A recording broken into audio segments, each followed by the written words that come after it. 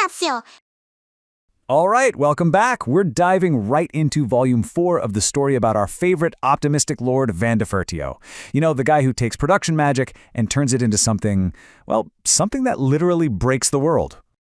So if you remember from last time, Van basically built this thriving paradise from scratch, and all he wants to do now is just kick back and enjoy it. But of course, his king has other plans. The kingdom of Scuderia is officially marching to war with their neighbor, Yelenetta, and guess where they have to go? Straight through the super treacherous Wolfsbrook mountain range. Now, Van would much rather stay home, but his crazy inventions, they're already out there on the front lines. This whole volume is a story about some serious political sabotage, construction projects that are just god tier, and a lord whose motivations are, let's just say, pretty unique. Okay, let's get into it. So the army's march kicks off, and the king actually makes a really smart move.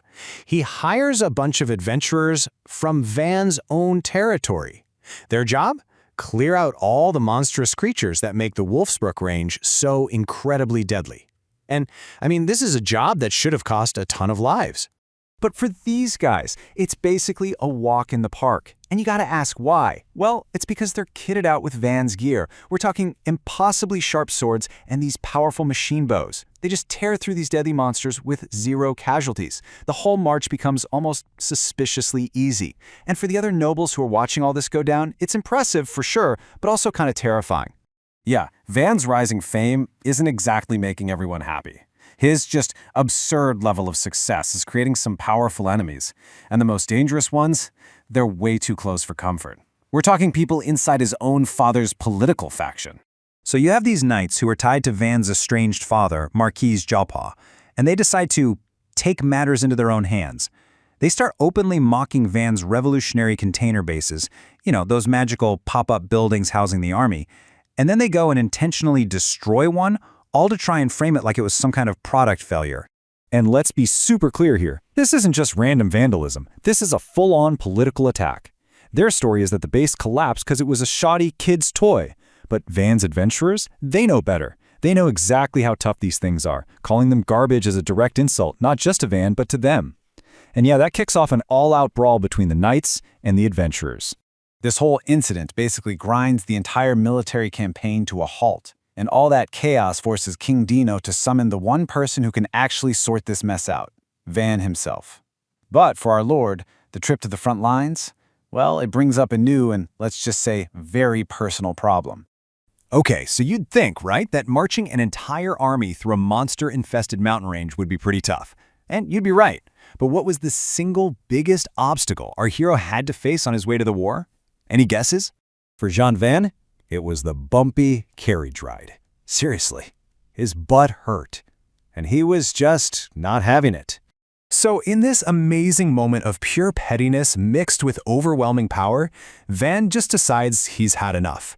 He literally starts pointing at trees, and poof, they turn into these smooth interlocking blocks of wood and rock. And he just paves a massive, perfect superhighway through the mountains as he goes. Something that would take an army months to do, he does in a few hours. All because he was a little uncomfortable. And just to rub it in for the guys who tried to sabotage him, he also builds these huge multi-story luxury rest stops along the way. I mean, this just perfectly shows you how his mind works. He's not just solving a problem, he is making a statement. The king and the other nobles are, as you can imagine, absolutely floored. At this point, Van isn't just a useful asset anymore, he's a one-man strategic force of nature. Of course, when you casually show off that kind of near-godlike power, it's only going to paint a bigger target on your back. So the plots against him, they escalate pretty quickly from just sabotage to something much more direct. So now we have nobles from his father's faction, specifically a Baron Nouveau and a Viscount Tron, sending assassins to try and kill him in his sleep. The whole attempt is honestly laughably bad. Van's magically created lodgings are basically impenetrable fortresses, so the assassins get caught, and Van's very fierce ally, Viscount Panamera, proceeds to make them seriously regret their life choices. What follows is this really tense political standoff. Everyone, and I mean everyone, expects Van to just blow the whole conspiracy wide open. But instead, he does something completely unexpected. He defers to his father. He lets the Marquis take over the investigation into the guys from his own faction. He's basically choosing to sidestep the immediate drama, promising to deal with his enemies in his own way whenever he decides the time is right. Okay, so finally, after all that internal drama, the Scuderian army makes it to the Yellonetan border, and what's their first big objective? A massive enemy fortress standing right in their way. So the generals, they're all preparing for what's going to be a long, bloody, and really costly siege. I mean, it's the only logical military option, right? But Van, who, remember, hates fighting and really just wants to go home, he has a slightly different idea about how to handle a siege. He literally just walks out in front of both armies, clears his throat, and makes an announcement. He tells them he's here to build a brand new, much better fortress right on a hill in front of theirs, and once he's done, he's going home. You can just imagine the total confusion on the enemy's faces. And then he just does it. While enemy arrows and magic are literally raining down on him, he's just shrugging it off, using his production magic to pull a whole fortress right out of the ground. In just a few hours, he's built something that's taller, stronger, and in a way better position than the enemies. He even installs these automated rapid-fire ballistae on the roof and does a little test fire that completely shatters their defenses. Just like that, the war is pretty much over. So, job done. Van immediately leaves the battlefield and heads straight back to Sito village for a well-deserved barbecue. But as you might guess, his work on the frontier isn't quite finished. Not long after he gets home, a messenger shows up, and just like Van predicted, Scuderia won a super quick victory. Now the king needs Van to come on back and repair the fortress they just captured, which of course is pretty heavily damaged. And here's the crazy part.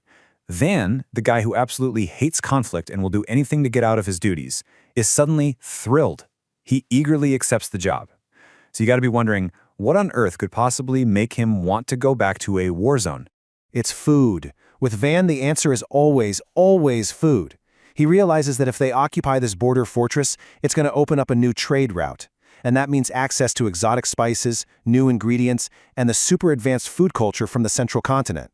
For Van, winning a war wasn't the goal. It was just step one to finding a new recipe. And really, that's the whole deal with Van, isn't it? His godlike power is completely reshaping the entire geopolitical landscape, but his personal goals, they're all about personal comfort and finding new things to eat. So with jealous nobles still plotting his downfall and a whole new world of recipes on the horizon, well, the stakes are only getting higher. We're just gonna have to wait for Volume 5 to see what he cooks up next. Plot Capsule,